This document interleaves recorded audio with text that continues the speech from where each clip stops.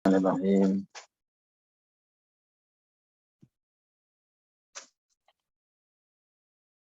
Alhamdulillahirabbil alamin wassalatu wassalamu ala asyrafil mursalin sayyidina wa maulana Muhammadin wa ala alihi wa sahbihi wa man tabi'ahum bi ihsanin ila yaumiddin.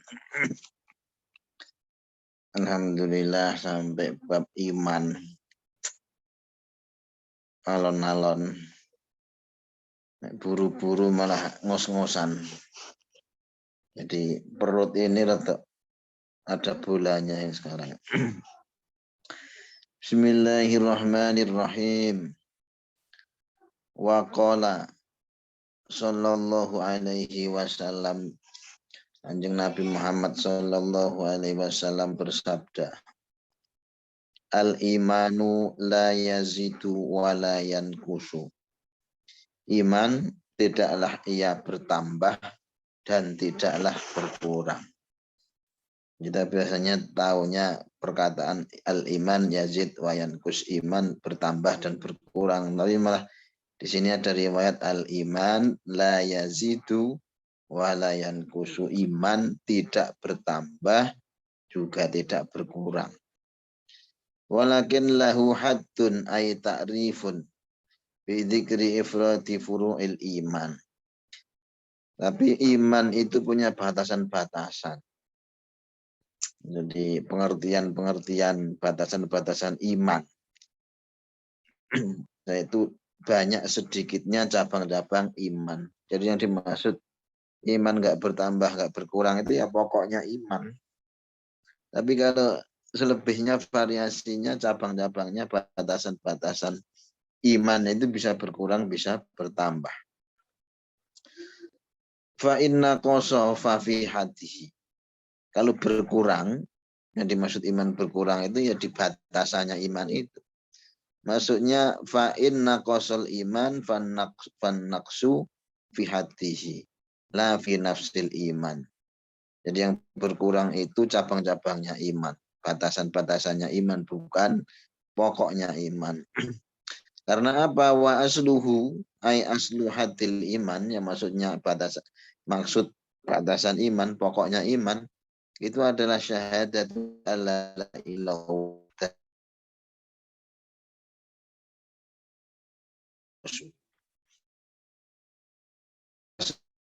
itu syahadat la ilaha illallah wahdahu la syarikalah wa asyhadu anna muhammadan abduhu wa rasuluh. Itu aslinya iman, itu syahadat itu. Wa syahadatu maksudnya syahadat ikhbaru syakhsi bihaqqin ala ghairihi bilafdhin khasin. Dimaksud dengan syahadat itu ada ikhbar. Ikhbar itu mengkhabarkan, pengkabaran seseorang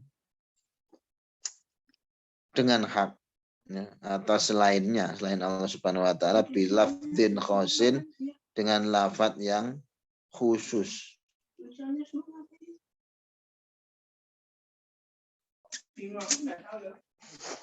Dengan lafaz yang khusus. Jadi lafaznya syahadat itu ya asyhadu an la ilaha illallah wa asyhadu anna muhammadar rasulullah, itu tadi. Itu lafaznya khusus, dikhabarkan itu dilesankan, dikabarkan, diperdengarkan bahwa dia sudah bersyahadat. Dia melafalkan keislamannya, mengikrarkan keimanannya berupa kalimat syahadat. Wa arkanuha khamsatun, rukunnya iman itu ada 5. Rukunnya syahadat itu ada 5. Jadi ternyata selama ini kita syahadat itu belum paham ya, rukunnya syahadat itu apa. Ternyata syahadat itu punya rukun 5.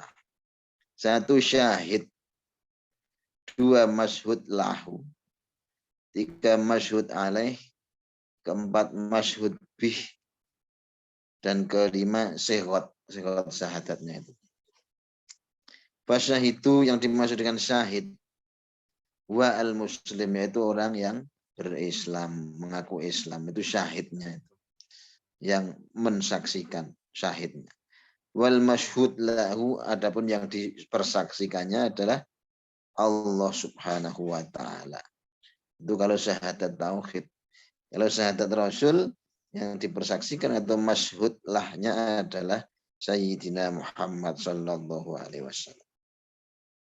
Jadi yang diingkari dari syahadat apa? Masyhud alaih, yaitu al musyrik billahi wal munkar. Kemusyrikan, orang yang musyrik kepada Allah, orang yang mensekutukan Allah, dan kemungkaran itu yang kita hindari. Yaitu wal munkaru li risalati Sayyidina Muhammad SAW. Munkar atau inkar kepada risalahnya Rasulullah Muhammad SAW. Dua ya. Kalau cuma mengakui Allah sebagai Tuhannya, tapi dia ingkar kepada Rasul, kepada ajarannya, maka dia tidak dinamakan syahid. Karena masyhud lahnya, masyhud alaihnya itu dua itu. Musyrik dan munkar lirisalati Sayyidina Muhammad.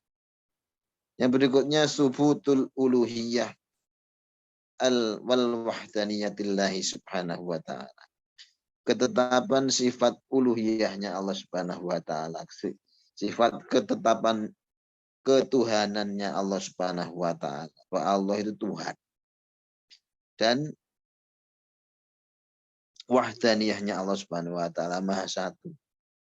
Allah ada. Dan cukup adanya itu satu. Tidak perlu banyak Gusti Allah. Nanti kacau ini. Jadi kita punya keyakinan. Rukun daripada syahadat kita itu tadi. Masyhud bihnya. Yaitu objeknya adalah uluhiyahnya Allah dan kemahaesaannya Allah subhanahu wa ta'ala. Nah yang kedua. Masyhud bihnya syahadat tauhid. Syahadat Rasul, yaitu thubutur risalah di Sayyidina Muhammad sallallahu alaihi wasallam, yaitu tetapnya ketetapan risalah yang dibawa oleh Sayyidina Muhammad sallallahu alaihi wasallam. Jadi dua ya. Syahadat itu ada syahadat tauhid, ada syahadat Rasul beserta rukun-rukun syahadatnya itu sendiri, yaitu lafaz asyhadu. Lafaz asyhadu alla ilaha illallah wa anna Muhammadar Rasulullah itu adalah syahadat. Nah, kira-kira kalau enggak ngaji mudeng enggak itu kalau syahadat punya rukun itu. Yang berikutnya wa asluhu syahadatu alla ilallah, kemudian wa iqamus sholati. Wa iqamus sholati, dan mendirikan sholat. Ai al-ityanu biha bi arkaniha wa syurutiha. Yaitu menjalankan ibadah sholat, mendirikan ibadah sholat dengan rukun-rukunnya yang sempurna. Jadi kalau rukun itu adalah sesuatu yang wajib dilaksanakan ketika melaksanakan satu amal, itu namanya rukun. Kalau sesuatu yang harus ada sebelum amal itu namanya syarat. Nah, rukun sholat itu dibahas di fikih banyak itu ya. Mulai niat, takbiratul ihram dan seterusnya. Rukun, ada rukun fi'li, ada rukun qauli. Wa syurutiha, dan syarat-syaratnya sholat. Kita pelajari agama kita. Sholat, ibadah sholat lengkap dengan syaratnya, dengan rukunnya, dengan masnunahnya, dengan makruhatnya, dengan mubtilatnya. Lengkap kita pelajari supaya ibadah kita terjaga dengan baik. Itu pentingnya ilmu. Yang berikutnya pokok daripada iman wa ita uzzakati, dan menunaikan zakat. Maksudnya menunaikan zakat diberikan kepada yang berhak. Yang berhak. Yaitu bi ikhraji juz'in minal mal. Mengeluarkan sebagian dari harta kita. Ala wajhin maksusin, dengan tujuan tertentu. Jadi kita mengeluarkan zakat sebagian dari harta kita setelah mencapai nisab, mencapai haul, syarat-syarat fikihnya ya, diberikan kepada orang yang berhak, asnaf-asnaf zakat tersebut. Yang berikutnya pokok aslul iman, pokok iman yaitu wasaumu Ramadhan, dan berpuasa selama bulan Ramadan. Di bulan Ramadan kita diwajibkan orang-orang yang beriman untuk puasa. Maka kalimatnya ya ayyuhalladzina amanu. Nah, kalau di sini aslul iman, di ayatnya tadi panggilannya adalah ya ayyuhalladzina amanu, wahai orang yang beriman. Wa shaumu Ramadan, dan berpuasa di bulan Ramadan. Ai imsakin, yaitu menahan diri dari yang membatalkan sholat, membatalkan puasa. Tahirun minal haidhi, orang yang suci dari haid, ya, wajib puasa. Wan nifasi, dan nifas. Menahan an syahwatil fami wal farji, menahan dari syahwatnya mulut dan syahwatnya kemaluan. Ini ya, ditanyakan kepada Rasul, ya Rasul, perkara apa yang paling banyak memasukkan orang ke neraka, katanya. Dijawab al-famu wal farju, yaitu mulut dan kemaluan, wal farju. Wa ma yakumu maqamahuma, dan apa-apa yang bersinggungan dengan mulut dan farji. Itu hendaknya kita tahan nafsu kita ketika bulan Ramadan. Kal anfi wal lamsi, sebagaimana hidung dan menyentuh misalkan. Al muaddi lil fitri, yang menjadikan batalnya puasa kita fi jami'ina hari Ramadan, di sepanjang siang bulan Ramadan. Jadi kita menghindarkan diri melaksanakan sesuatu yang membatalkan puasa dari area mulut, area farji, dan lain-lain yang dapat membatalkan puasa kita selama sebulan Ramadan. Biniatin, dengan niat. Kalau puasa Ramadan itu dengan niat. Yang niatnya itu sah qoblal fajri, sepanjang belum terbitnya fajar. Kemudian aslul iman yang kelima yaitu wal hajju, dan berhaji. Haji itu dari kata maknanya menyengaja, ya, al-qasdu, menyengaja untuk melaksanakan ibadah khusus ke Baitullah.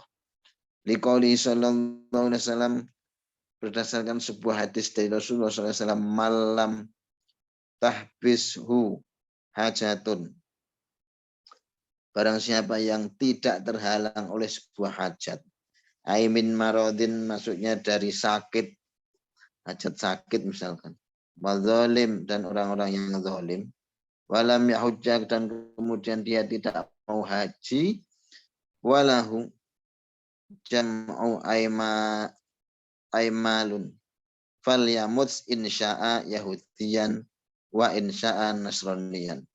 Jadi dikatakan barang siapa yang tidak ada halangan, kemudian dia tidak mau melaksanakan ibadah haji, ya mungkin karena pelit dengan hartanya, dipersilahkan untuk dia meninggal memilih agama Yahudi atau mau memilih agama Nasrani. Tapi di beberapa literatur ini ada yang mendhaifkan hadis ini. Hanya saja hadis dhaif itu bisa digunakan untuk pemacu atau motivasi, fadhailul a'mal. Yang berikutnya wa ghuslul janabah.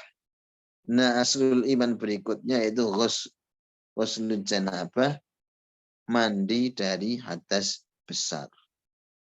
Nah itu ya, ada 6 itu. Zata fi hatihi ay al iman zatat hasanatuhu. Barang siapa yang mau nambah, ya, kebaikan di dalam batasan-batasan iman yang 6 tadi, mau ditambah dengan amal soleh, zadat hasanatuhu, maka bertambahlah kebaikannya. Wa man naqasa fihi fa fihi aymin naqsin fil hadil iman fan naqsu fi.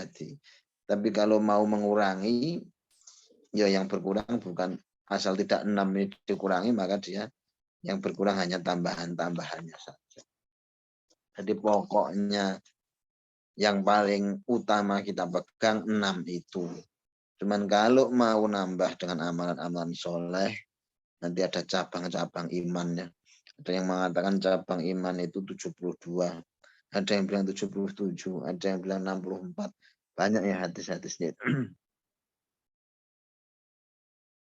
Qala Asyuyuti, berkata Imam Asyuyuti fi Niqayah dalam kitab An-Niqayah, wal mu'minul kamil fi imanihi man kamulat fihi syu'abul imani wa man naqasat wahidatan minha naqasa fi imanihi bihasbiha.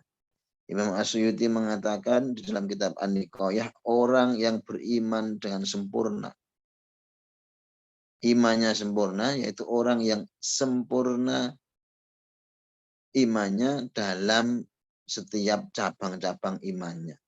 Jadi dia ikut dalam setiap kebaikan. Karena ada yang mengatakan menyingkirkan suatu yang menyakitkan orang, duri misalkan di jalan, itu adalah termasuk cabang iman yang paling rendah. Nah, itu kalau misalkan kita lihat duri di jalan, tidak kita ambil, maka kita cuma berkurang di situ saja. Tapi kalau kita ambil, takut kalau ada orang yang kena duri itu dan berdarah sakit, maka kita sudah menambah iman kita dengan amal soleh tadi, menyingkirkan duri di jalan. Itu penjelasan dari Imam Asyuyuti.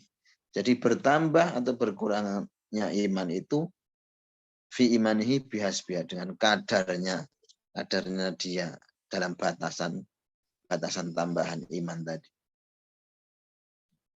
Wa qad ajma'a salafu, para ulama salaf ala berittifaq atau berijma bahwa ala annal imana yazidu wa yanqus. Bahwa ala annal iman yazidu wa yanqus, bahwa iman itu bisa bertambah, bisa berkurang. Itu kalimat yang umumnya ya. Wa ziyadatuhu bitta'ati, tambahnya keimanan itu adalah dengan melaksanakan amal-amal ketaatan kepada Allah Subhanahu wa taala. Wa nuqsanuhu bil ma'asi, dan berkurangnya iman itu adalah karena melaksanakan kedurhakaan kepada Allah Subhanahu wa taala. Wasyabul iman bid wasitun, ada yang mengatakan iman itu 77. 67 au bid'un wa sab'un, atau 67. Kama rawahu Syaikhan, demikian seperti diriwayatkan oleh dua imam besar hadis kita, Al-Bukhari dan Muslim. Ada yang mengatakan 76, ada yang mengatakan 77, sebagaimana di hadis yang diriwayatkan Abu Awanah. Atau ada yang mengatakan 64, sebagaimana riwayatnya Imam At-Tirmidzi. Sedangkan Imam Syekh Abdul Qadir Al-Jilani, yang tadi 64 diriwayatkan oleh Imam At-Tirmidzi. Wa qala Sayyidu Syekh Abdul Qadir Al-Jilani wa na'taqidu anal imana qaulun bilisan. Imam Syekh Abdul Qadir Al-Jilani mengatakan, kami punya keyakinan, kami punya akidah bahwa iman itu adalah qaulun, perkataan bilisani, dengan lisan. Syahadat tadi, qaulun bilisan. Seperti yang kita jelaskan kemarin-kemarin, wa ma'rifatun bil jinan. Selain dengan qaulun bilisan, yaitu dengan pemahaman hati, pengetahuan hati. Jadi iman itu seperti itu, menyaksikan dengan hati, dengan iman. Wa amalun bil arkani, dan diamalkan dengan anggota tubuh kita. Jadi 3 segi ini adalah definisi sempurnanya iman. Dia mengatakan yazidu bitta'ati. Iman itu bertambah sebab melaksanakan taat, wayan kusubil isyani, dan bisa berkurang sebab melaksanakan kemaksiatan. Sama ya seperti tadi ya, bahwa iman bertambahnya itu dengan amal soleh ketaatan kita, dan iman bisa berkurang juga sebab kita melaksanakan kemaksiatan kepada Allah Subhanahu wa taala. Tapi ada yang menguatkan iman. Apa? Yaitu al-ilmu, dan iman dikuatkan dengan ilmu. Karena amal soleh itu kalau nggak ada dasar ilmunya nanti bisa jadi amal salah. Ya kan? Pengen sholat sunnah misalkan. Dia nambah-nambah jadi 3 rakaat misalkan, sholat sunnah ba'diyah jadi 3 rakaat misalkan. Karena kepengen amal soleh, dia berpikiran semakin banyak semakin baik, tapi dia keliru. Jadi tanpa dasar ilmu maka malah bisa bahaya. Jadi iman bisa kuat dengan melaksanakan amal soleh, dan amal soleh itu akan bisa benar, bisa kokoh manakala amal kita itu didasari oleh ilmu. Jadi wayakwi bil ilmi, iman bisa kuat sebab dengan ilmu. Wayad'afu bil jahli, iman bisa lemah juga dengan kejahilan atau kebodohan. Maka seburuk-buruknya istilahnya orang yang berilmu itu masih lebih baik daripada orang yang bodoh. Itu ceritanya Gus bahas seperti itu ya. Jadi ada orang yang beribadah, ketika beribadah ada suara, ternyata suaranya dari setan. Dia mengatakan, sudahlah, tidak perlu kamu menyembahku karena kamu sudah sampai pada derajat usul kepadaku selama di dunia. Nah, orang yang beribadah ini meninggalkan ibadahnya karena dia merasa bahwa dia sudah sampai pada derajat kewalian usul kepada Allah Subhanahu wa taala, sehingga dia meninggalkan syariat. Nah, sementara di samping masjid itu ada orang mabuk-mabukan. Tapi dia pernah nyantri dulu mungkin gitu. Akhirnya ada suara yang mengatakan, sudahlah kamu tidak perlu sholat, tidak perlu beribadah, karena sungguhnya pun engkau tidak perlu melaksanakan ibadah itu karena kamu sudah sampai kepadaku. Tiba-tiba seketika orang itu melempar botol minuman kerasnya kepada suara itu. Dia bilang, nyah kau, tidak mungkin Tuhanku berkata seperti itu. Karena selama saya hidup, syariat itu masih berlaku kepadaku. Jadi walaupun dia durhaka, tapi dia masih punya ilmu. Jadi masih menang yang punya ilmu ini. Jadi iman bisa kuat karena ilmu, dan iman bisa lemah juga karena kebodohan. Wabit taufik, dan sebab pertolongan Allah Subhanahu wa taala. Kamaruwiya an Ibni Abbas wa Abi Hurairah wa Abi Darda anahum qalu al iman yazid wa yanqus. Demikian sebagaimana diriwayatkan oleh Abdullah bin Abbas dan Abu Hurairah dan Abu Darda. Mereka mengatakan iman itu bisa bertambah dan bisa berkurang. Bertambahnya iman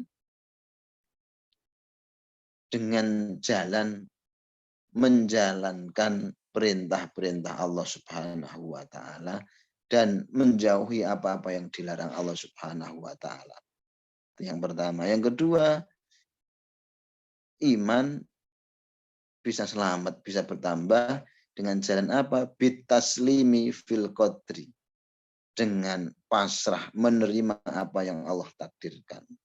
Yang keempat, watarkul i'tiradhi alallahi azza wa jalla. Meninggalkan sesuatu yang dapat memalingkan kita dari Allah Subhanahu wa taala. Jadi itu termasuk apa-apa yang terkait dengan iman. Watar kusyaki, tambah lagi, meninggalkan keraguan-raguan. Ragu dalam apa saja. terutama ragu dengan janji Allah dalam hal rezeki itu kadang kita sering terlintas ya kalau orang-orang zaman sekarang itu kalau nggak kerja nggak makan itu ya makomnya sendiri-sendiri. Jadi watar kusyaki fi wa'dihi, meninggalkan keraguan janji Allah dalam rezeki. Sebenarnya segala sesuatu sudah ada rezekinya Allah Subhanahu wa taala. Wa bitawakul alaihi, meninggalkan tawakal kepada Allah Subhanahu wa taala. Wal khuruju minal hauli wal quwwati, keluar dari la haula wala quwata illa billah tadi. Jadi dia sudah meninggalkan keyakinannya bahwa Allah Subhanahu wa taala sudah menjanjikan kepada dia. Allah Subhanahu wa taala berkuasa atas dia. Dia itu tinggalkan. Maka kalau seperti itu maka dia sudah berkurang imannya. Yang kemudian yang menguatkan iman salah satunya adalah as-sabru, bersabar alal balai, atas ujian Allah Subhanahu wa taala. Wa syukru 'alan na'mai, bersyukur atas segala nikmat yang Allah berikan. Wa tanzihu lil haqqi wa tarakat wa tanzihu lil haqqi wa tarku tahammah lahu fi sa'iril ahwal. Jadi termasuk sabar atas bala, syukur atas nikmat, terus kemudian tawakal tadi, kemudian tidak ragu terhadap pemberian Allah Azza wa Jalla, kemudian meninggalkan sesuatu yang membuat kita berpaling dari Allah Subhanahu wa taala, kita pasrah kepada takdirnya Allah, kita berkeyakinan bahwa Allah Subhanahu wa taala menjamin segalanya, kemudian kita melaksanakan perintahnya, meninggalkan larangannya. Nah, itu apa-apa yang bisa menambah iman kita. Sebaliknya dari itu yang bisa mengurangkan kadar keimanan kita. Alhamdulillahirabbil alamin. Tulisannya nggak begitu cetha ini. Saya kembalikan ke Roni walaupun berdua ini.